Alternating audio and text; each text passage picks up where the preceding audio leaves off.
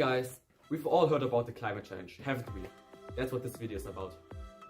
We want to show you how humans destroy life on Earth.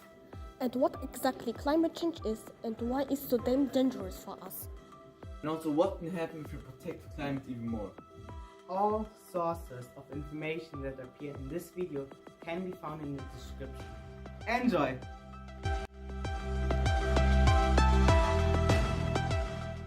When we talk about climate, we have to start with how the atmosphere was formed in the first place. So a bit of basic knowledge on this subject. So let's go all the way back when the Earth was a big hot ball.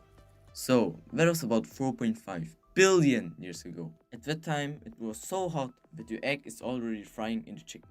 The sphere had a life-destroying atmosphere that lets UV radiation through. It was created by gases expelled from the Earth and by volcanism. The Earth had time to cool down. After that, as the asteroids hit the Earth less often, oceans were formed due to asteroids that carried their water, a suitable habitat for bacteria. One type of this bacteria were the cyanobacteria, which carried out photosynthesis. With the help of photosynthesis, they have converted sunlight, CO2 and water into oxygen, among other things. They produce so much oxygen that an atmosphere with an ozone layer is formed, which weakens UV radiation and also warms the Earth somewhat. Now life can finally begin on land, since it is not burnt off directly. This shows how important a protective atmosphere is.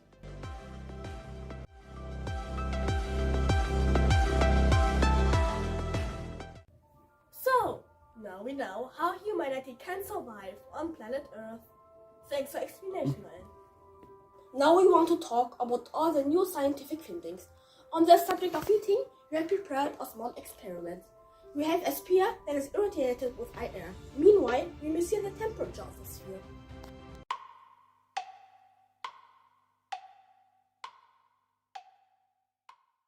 We make a note. The ball has become warmer. Wow! But after a certain time, the ball has stopped getting warmer. Why? The ball radiates heat rays, but it also absorbs heat rays. At some point, the absorbed heat is equal to the radiated heat. An equilibrium temperature is created. The Earth has actually reached the heat equilibrium a long time ago. So is everyone talking about climate change and warming? We want to explain that to you now. Well, let's start with industrialization. 1750 to 1850. Industrialization. First steam engine was powered by coal. Energy has been gained. That was a huge thing because it made it possible to produce more efficiently. However, it emitted CO2, which was bad for the climate and the environment. But we'll get to that in a moment. In 1824, Joseph Fourier, a French mathematician, discovered the greenhouse effect. He made this discovery at a greenhouse. He noticed that when the sun rays shone through the glass panes of the greenhouse, the air and soil warmed up. That's because the sun's rays are converted into heat rays and only a small part of them escapes from it. That has led to this, that his tomatoes grew split faster. Joseph also noted that this phenomenon also occurs on Earth. The glass pane in this example is our atmosphere, which consists of various gases including greenhouse gases.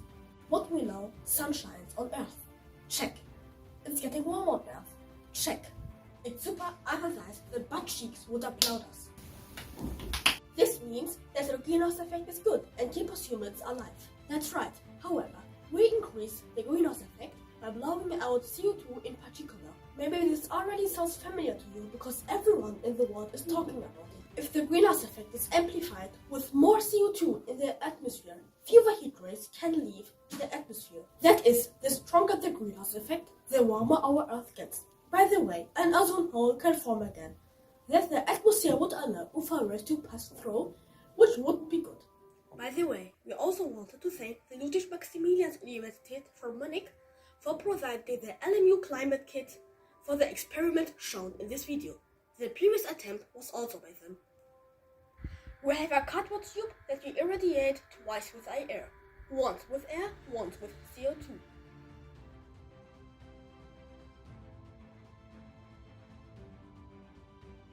So, that means we just have to shoot less CO2 into the atmosphere. Sounds great, then we'll do it right away. No, we don't. Why? People don't like this. This graphic shows where the unnecessary CO2 comes from. Just like the greenhouse, The soil is full of plants. Plants can help to compensate for the greenhouse effect on Earth. All plants absorb CO2 and release oxygen. The ocean absorbs a lot of CO2 from the Earth. Unfortunately, the increased CO2 in the ocean changes the water and makes it more acidic. Acidic water can be harmful to calcifying marine life, such as mussels and corals.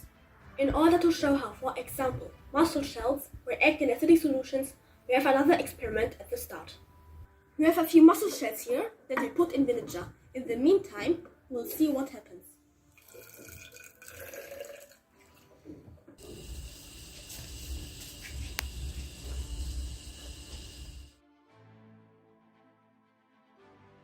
These bubbles, as we have seen here, are CO2 bubbles.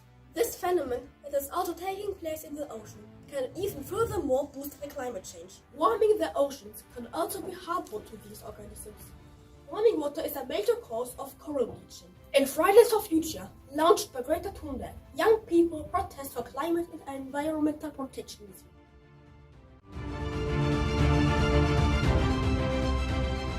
When talking about the escalation of climate change, it can't be long before tipping points are also mentioned. These are points or scenarios that cannot be undone once they have been exceeded. These are also often related, for example, if the Amazon is cleared, huge amounts of CO2 are released. This makes the climate even warmer, which among other things means that the ice on the poles melts even faster. We are in the year 2100. All tipping points have been passed. There are already over 12 billion people in the world. The CO2 emissions are increasing. The warming has already progressed by 4 degrees. Both droughts and floods are becoming more frequent and severe. We are seeing unprecedented waves of refugees because their homeland is threatened or even uninhabitable. The polar ice has disappeared. As a result, polar bears, penguins and seals have become extinct. Foraging tropical diseases that were long thought to be extinct are reappearing, such as dengue, malaria and jaundice. As if that's not enough, the oceans become a source of CO2 and methane from the CO2 and methane storage because the oceans can no longer hold these amounts. Deforesting the Amazon to grow animal feed or any unnecessary luxury furniture also releases damn large amounts of CO2, which also fuels global warming. The Great Barrier Reef is now completely pale. Many sea creatures are dead, in addition to the released amounts of CO2 from the ocean. The acidic ocean also dissolves all the remaining shells and calcareous skeletons of the marine life, which then releases even more CO2.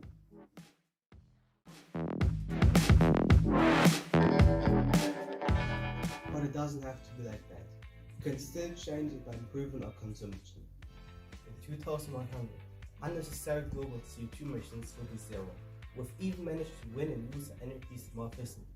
This reality is only possible if we pull ourselves together and finally do something. Yes, you in front of the screen, you can contribute.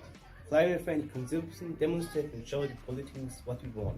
It is possible, but only if we don't give up. And when all this is achieved, then what? Here's a possible happy end. Our energies will all be replaced by renewables. So we are no longer dependent on any country. The electricity is also used much better, as all the electricity is fed into the power grid. Also, much less stuff is getting reduced because we have become much more social.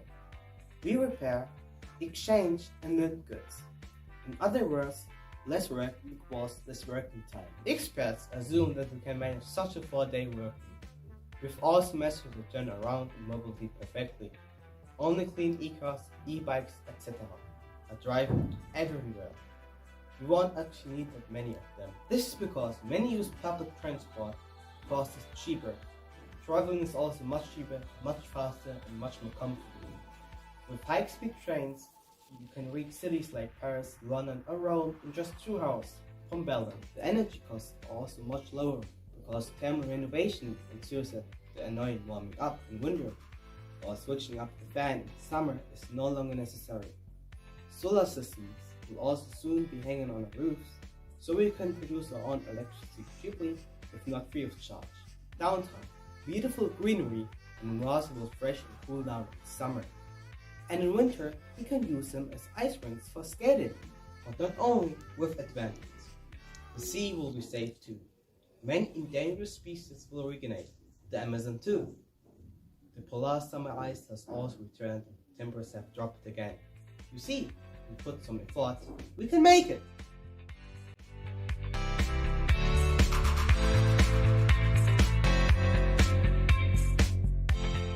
This video, we want to inform and motivate you to do something against climate change. We're 4 students living in Germany and have made it with a lot of effort, and despite the pressure, we have made it. We also want to thank everyone who supported us and believed in us. You're welcome to leave your opinion on this video in the comments. If you liked it, share the video, that would be awesome.